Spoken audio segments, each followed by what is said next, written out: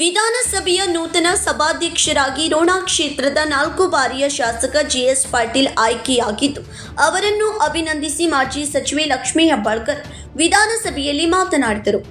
ಪಾಟೀಲರು ನಮ್ಮ ಉತ್ತರ ಕರ್ನಾಟಕದ ಭಾಗದವರು ಎನ್ನುವ ಹೆಮ್ಮೆ ನಮಗೆಲ್ಲ ಇದೆ. ಹೀಗಾಗಿ ಬೆಂಗಳೂರು, ಮೈಸೂರು ಹೊರತುಪಡಿಸಿ ಉತ್ತರ ಕರ್ನಾಟಕದ ಜಿಲ್ಲೆಗಳಿಗೂ ಆ ಭಾಗದಲ್ಲಿ ಕೈಗಾರಿಕೆಗಳ ಸ್ಥಾಪನೆ, ಅಭಿವೃದ್ಧಿ ವಿಚಾರದ ಬಗ್ಗೆ ಚರ್ಚೆಗೆ ಹೆಚ್ಚು ಒತ್ತು ಕೊಡುತ್ತೀರಿ ಎನ್ನುವ ವಿಶ್ವಾಸವಿದೆ. ದಾವಣಗೆರೆಯಿಂದ ಆಚೆಗೆ ಕಿತ್ತೂರು ಕರ್ನಾಟಕದ ಅಭಿವೃದ್ಧಿ ಆಗಬೇಕಾಗಿದ್ದು ಅದಕ್ಕೆ ಪೂರಕವಾದ ಚರ್ಚೆಗೆ ಅವಕಾಶ ಮಾಡಿಕೊಡುತ್ತೀರಿ ಎಂಬ ಭರವಸೆ ಇದೆ. ತಾವು ಶಾಸಕರಾಗಿ ರೋಣ ಕ್ಷೇತ್ರವನ್ನ ಯಾವ ರೀತಿ ಮಾದರಿಯಾಗಿ ಅಭಿವೃದ್ಧಿಪಡಿಸಿದ್ದೀರಿ ಎನ್ನುವುದು ನಮಗೆಲ್ಲ ಆದರ್ಶಪ್ರಾಯ. ಇಡೀ ಕ್ಷೇತ್ರದ ಚಿತ್ರಣವನ್ನ ಬದಲಿಸುತ್ತಿರುವುದನ್ನು ಸ್ವತಃ ಕಂಡಿದ್ದೇನೆ. ನಿಮ್ಮಂತವರ ಮಾರ್ಗದರ್ಶನ ಸದಾ ಬೇಕಾಗುತ್ತದೆ. ತಮ್ಮ ಅಧ್ಯಕ್ಷತೆಯಲ್ಲಿ ಈ ಸದನದಲ್ಲಿ ಕರ್ನಾಟಕದ ಕಟ್ಟಕಡೆಯ ವ್ಯಕ್ತಿಗೂ ನ್ಯಾಯ, ಸಮಾನ ಅವಕಾಶದ ಬದ್ಧತೆಯನ್ನ ಒದಗಿಸುವ ಚರ್ಚೆಗಳು ನಡೆಯಲಿವೆ ಎನ್ನುವ ವಿಶ್ವಾಸ ನನಗಿದೆ. ಈ ಹಿಂದೆ ವಿಧಾನಸಭಾಧ್ಯಕ್ಷರಾಗಿದ್ದ ಯುಟಿ ಖಾದರ್ ಅವರು ಒಬ್ಬ ಯುವಕನಾಗಿ ತಮಗೆ ಕೊಟ್ಟ ಜವಾಬ್ದಾರಿಯನ್ನ ಯಾವ ರೀತಿ ಸಮರ್ಥಕವಾಗಿ ನಿರ್ವಹಿಸಬಹುದು ಎಂಬುದನ್ನು ತೋರಿಸಿಕೊಟ್ಟಿದ್ದೀರಿ.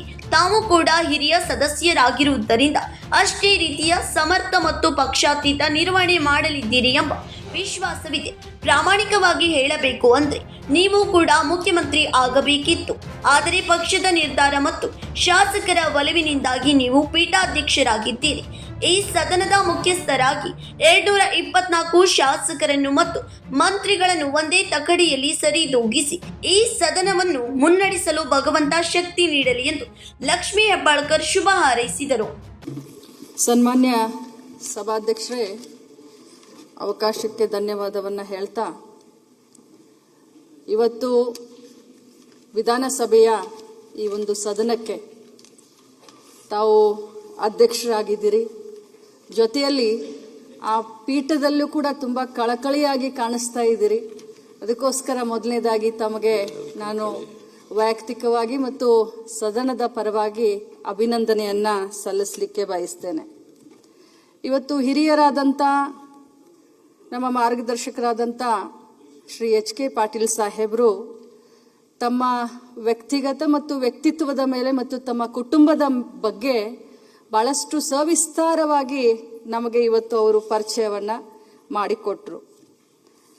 ಅದರಲ್ಲೂ ತಾವು ವಿಶೇಷವಾಗಿ ನಮ್ಮ ಉತ್ತರ ಕರ್ನಾಟಕ ಭಾಗದಿಂದ ಆಗಿರೋದ್ರಿಂದ ನಮಗೆ ಒಂದು ವಿಶ್ವಾಸವಿದೆ. ಈ ಒಂದು ಸದನದಲ್ಲಿ ಉತ್ತರ ಕರ್ನಾಟಕ ಭಾಗದ ಅಭಿವೃದ್ಧಿಗೋಸ್ಕರ, ಅದರಲ್ಲೂ ಮಹಿಳೆಯರ ಬಗ್ಗೆ, ಯುವಕರ ಬಗ್ಗೆ ಮತ್ತು ಕೈಗಾರಿಕೆಗಳನ್ನು ಯಾವ ರೀತಿ ನಾವು ಬೆಂಗಳೂರು, ಮೈಸೂರು ಯಾವ ರೀತಿ ಮುಂದೆ ಒರಿತಾ ಇದೆ, ಬಳ್ಳಾರಿ ಆಗಿರ್ಬೋದು, ವಿಜಯನಗರ ಆಗಿರ್ಬೋದು, ಆ ರೀತಿ ನಮ್ಮ ಒಂದು ದಾವಣಗೆರೆಯಿಂದ ಆಚೆಗೆ ನಮ್ಮ ಉತ್ತರ ಕರ್ನಾಟಕ ಕೂಡ ಕಿತ್ತೂರು ಕರ್ನಾಟಕ ಭಾಗ ಅಂತ ಹೇಳ್ತೀವಿ. ಅದರ ಒಂದು ಅಭಿವೃದ್ಧಿಗೆ ಪೂರಕವಾದಂಥ ಚರ್ಚೆಗೆ ತಾವು ಅವಕಾಶವನ್ನು ಮಾಡಿಕೊಡ್ತೀರಿ ಅನ್ನುವಂಥ ಭರವಸೆ ನಮಗೆಲ್ಲರಿಗೂ ಇವತ್ತು ಮೂಡಿ ಬರ್ತಾ ಇದೆ. ಸನ್ಮಾನ್ಯ ಅಧ್ಯಕ್ಷರೇ, ಇಲ್ಲಿ 224 ಶಾಸಕರು ನಾವು ಜನರಿಂದ ಆರಿಸಿ ಬಂದಿದ್ದೇವೆ. ಜನರ ಕಷ್ಟಗಳಿಗೆ ಸ್ಪಂದಿಸಿ ಹೋರಾಟ ಮಾಡಿ, ಯಾಕಂತಂದ್ರೆ ಸ್ಥಳೀಯ ಮಟ್ಟದಲ್ಲಿ ಏನೇನು ಸಮಸ್ಯೆಗಳಿರ್ತಾವೆ ಅಂತ ಹೇಳಿ ಇಲ್ಲಿ ಆಡಳಿತ ಪಕ್ಷದವರಾಗ್ಲಿ ಅಥವಾ ವಿರೋಧ ಪಕ್ಷದವರಾಗ್ಲಿ ಅದರಲ್ಲಿ ವ್ಯತ್ಯಾಸ ಇರೋದಿಲ್ಲ. ಪ್ರತಿಯೊಬ್ಬರೂ ಕೂಡ ನಾವು ಜನರನ್ನ ಪ್ರತಿನಿಧಿಸಿ ಇಲ್ಲಿ ಬಂದಿದ್ದೇವೆ. ತಮಗೂ ಕೂಡ ಅಗಾಧವಾದಂಥ ಒಂದು ಅನುಭವ ಇದೆ. 8 ಬಾರಿ ಇಲೆಕ್ಷನ್ ಮಾಡಿದ್ದೀರಾ, 4 ಬಾರಿ ಗೆದ್ದಿದ್ದೀರಾ ಆ ರೋಣ ಕ್ಷೇತ್ರವನ್ನ. ನಾನು ಕೂಡ ತಮ್ಮ ಒಂದು ಕರೆಗೆ ಹೋಗಟ್ಟು ತಮ್ಮ ಕ್ಷೇತ್ರದಲ್ಲಿ 2 ಬಾರಿ ನಾನು ಕಾರ್ಯಕ್ರಮಕ್ಕೆ ಬಂದಿದ್ದೆ. ಇಡೀ ಕ್ಷೇತ್ರದ ಚಿತ್ರಣವನ್ನ ಬದಲು ಮಾಡಿದ್ದೀರಾ. ತಮ್ಮಂಥವರು ಕೂಡ ನಮಗೆ ಬಹಳಷ್ಟು ಮಾರ್ಗದರ್ಶನವನ್ನ ಮಾಡಿದ್ದೀರಾ. ಅಧ್ಯಕ್ಷರೇ, ನಿಜವಾಗ್ಲೂ ಹೇಳಬೇಕು ಅಂತಂದ್ರೆ ನಮ್ಮ ಶಾಸಕರು ಕೆಲವು ಜನ ಹೇಳ್ತಾ ಇದ್ರು, ನಮಗೆ ಮೊದಲನೇ ಬಾರಿ ಆರಿಸಿ ಬಂದಿದ್ದೀವಿ, ನಮಗೆ ಜಾಸ್ತಿ ಅವಕಾಶವನ್ನ ಕೊಡಬೇಕು ಅಂತ. ಆದರೆ ಅದರ ಜೊತೆಯಲ್ಲಿ ಅನುಭವದ ಮಾತುಗಳನ್ನ ಕೇಳಬೇಕು. ಯಾಕಂದ್ರೆ ನಾವು 2ನೇ ಬಾರಿ ಆರಿಸಿ ಬಂದಿದ್ದೀವಿ, ಈ ಕಡೆ ಮೊದಲನೇ ಬಾರಿ ಇದ್ದೀವಿ, ನಮಗೆ ಅವಕಾಶ ಕೊಡಿ ಅಂತ ಹೇಳಲಿಕ್ಕೇನು ಸಾಧ್ಯ ಇಲ್ಲ. ಮಾನ್ಯ ಮಾಜಿ ಮುಖ್ಯಮಂತ್ರಿಗಳಾದಂಥ ಸಿದ್ದರಾಮಯ್ಯನವರ ಸಂಪುಟದಲ್ಲಿ ಕೆಲಸವನ್ನ ಮಾಡಿದಂಥ ಒಂದು ಸಚಿವೆಯಾಗಿ ಕೆಲಸವನ್ನ ಮಾಡಿದಂಥ ಅನುಭವ ಕೂಡ ನನಗಿದೆ. ಸೊ ಅನುಭವ ಉಳ್ಳಂತವರು 4 ಬಾರಿ 5 ಬಾರಿ ಗೆದ್ದಂತವರ ಮಾತುಗಳನ್ನು ಕೂಡ ಕೇಳಬೇಕು ಅನ್ನುವಂತ ಆಸೆ ಮತ್ತು ಹೊಸತನವನ್ನು ಕೂಡ ಆಲಿಸಬೇಕನ್ನುವಂತ ಆಸೆ ನಮಗಿರೋದ್ರಿಂದ ತಮ್ಮ ಒಂದು ಅಧ್ಯಕ್ಷತೆಯಲ್ಲಿ ಕರ್ನಾಟಕ ರಾಜ್ಯದ ಕಟ್ಟ ಕಡೆಯ ಮನುಷ್ಯನ ಒಂದು ಅವರ ಜೀವನಕ್ಕೆ ಒಳ್ಳೆಯದಾಗೋದನ್ನಾಗಿರಲಿ ಅಥವಾ ಸಾಮಾಜಿಕ ಕಾಳಜಿ ಬದ್ಧತೆ ಮತ್ತು ನ್ಯಾಯಯುತವಾದಂಥ ಚರ್ಚೆಗಳು ಈ ಸದನದಲ್ಲಿ ನಡೆಯುತ್ತಾವೆ ಅನ್ನುವಂಥ ಒಂದು ವಿಶ್ವಾಸ ನನಗಿದೆ. ನಾವು ವಿಶ್ವೇಶ್ವರಯ್ಯ ಹೆಗಡೆ ಕಾಗೇರಿ ಅವರ ಒಂದು ಅಧ್ಯಕ್ಷತೆಯಲ್ಲಿ ನಾವು ಕೆಲಸವನ್ನ ಮಾಡಿದ್ದೇವೆ. ಅದೇ ರೀತಿ ನಮ್ಮ UT ಖಾದರ್ ಅವರು ನಿಜವಾಗ್ಲೂ ಹೇಳಬೇಕು ಅಂತಂದ್ರೆ ಒಬ್ಬ ಸಭಾಧ್ಯಕ್ಷರು ಯಾವ ರೀತಿ ಕೆಲಸವನ್ನ ಮಾಡಬಹುದು ಅನ್ನೋದನ್ನ, ತಮಗೆ ಕೊಟ್ಟಂತ ಜವಾಬ್ದಾರಿನ ಯಾವ ರೀತಿ ನಿರ್ವಹಿಸಬಹುದು ಅನ್ನೋದನ್ನ ಒಬ್ಬರು ಯುವಕರಾದ್ರೂ ಕೂಡ ಅವರು ನಮಗೆ ತೋರಿಸಿ ಒಂದು ಮಾದರಿ ಆಗಿದ್ದಾರೆ. ತಮ್ಮ ಮೇಲೂ ಕೂಡ ನಮಗೆ ಅಷ್ಟೇ ವಿಶ್ವಾಸ, ಗೌರವ. ಯಾಕಂದ್ರೆ ತಮ್ಮ ಹಿರಿತನಕ್ಕೆ ಸಾಟಿ ಇಲ್ಲ.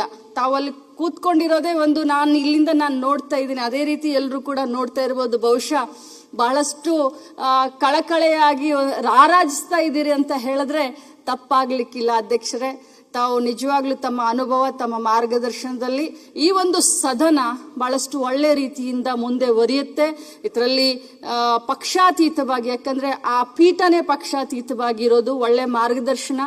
ಅದರಲ್ಲೂ ವಿರೋಧ ಪಕ್ಷದವರ ಮಾತನ್ನ ಜಾಸ್ತಿ ಕೇಳಬೇಕು ಅಂತ ಹೇಳಿ ನಮ್ಮ ಹಿರಿಯ ಮಂತ್ರಿಗಳಾದಂಥ ಮುನಿಯಪ್ಪ ಸಾಹೇಬರು ತಮ್ಮ ಅನುಭವದಲ್ಲಿ ಹೇಳಿದ್ದಾರೆ. ಎಲ್ಲರನ್ನೂ ಕೂಡ ಸರಿಯಾಗಿ ದುಗಿಸ್ಕೊಂಡು ಹೋಗ್ತೀರಿ ಅನ್ನುವಂಥ ಭರವಸೆ ನಮಗಿದೆ. ಪ್ರಾಮಾಣಿಕವಾಗಿ ತಾವು ಮಂತ್ರಿ ಆಗಬೇಕಾಗಿತ್ತು, ಆದರೆ ಪಕ್ಷದ ನಿರ್ಧಾರ, ಶಾಸಕರ ಒಲವು ತಮ್ಮನ್ನ ಆ ಪೀಠದಲ್ಲಿ ಕೂರಿಸಿ ಎಲ್ಲ ಮಂತ್ರಿಗಳನ್ನ ಕಂಟ್ರೋಲ್ ಮಾಡುವಂತ ಒಂದು ಶಕ್ತಿ ತಮ್ಮಲ್ಲಿ ಇದೆ. ತಮ್ಮ ಒಂದು ಪೀಠದಿಂದ ನ್ಯಾಯ ಎಲ್ಲರಿಗೂ ಸಿಕ್ಲಿ, ತಮಗೆ ಆ ಭಗವಂತ ಇನ್ನೂ ಜಾಸ್ತಿ ಕೆಲಸ ಮಾಡುವಂತ ಶಕ್ತಿಯನ್ನ ಕೊಡ್ಲಿ. ತಮ್ಮಿಂದ ನಾವು ಬಹಳಷ್ಟು ಕಲಿಯೋದು ಇದೆ. ಅಧ್ಯಕ್ಷರೇ, ತಮಗೆ ಒಳ್ಳೆಯದಾಗಲಿ ಅಂತ ಹೇಳಿ ಅವಕಾಶಕ್ಕೆ ಧನ್ಯವಾದವನ್ನ ಹೇಳ್ತೀನಿ. ನಮಸ್ಕಾರ. Raj Hiremath, KMM Kannada news, Belagavi.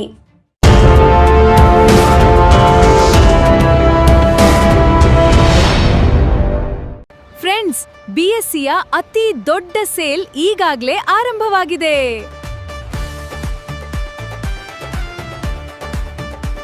BSC double deals, double ಖುಷಿ.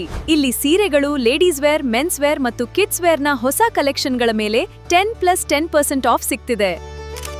ಅಂದ್ರೆ ಡಬಲ್ ಡೀಲ್ಸ್, ಡಬಲ್ ಖುಷಿ. ಹಾಗಾದ್ರೆ ಇನ್ನೇಕೆ ತಡ? ಇಂದೇ ನಿಮ್ಮ ಕುಟುಂಬದವರೊಂದಿಗೆ BSCಗೆ ಭೇಟಿ ನೀಡಿ ಮತ್ತು ಈ ಅದ್ಭುತ ಡಬಲ್ ಡಿಸ್ಕೌಂಟ್ ಆಫರ್ನ ಪ್ರಯೋಜನವನ್ನ ಪಡೆದಿರಿ. BSCಯ ಅತಿ ದೊಡ್ಡ sale, BSC double discount, double deal, double ಖುಷಿ.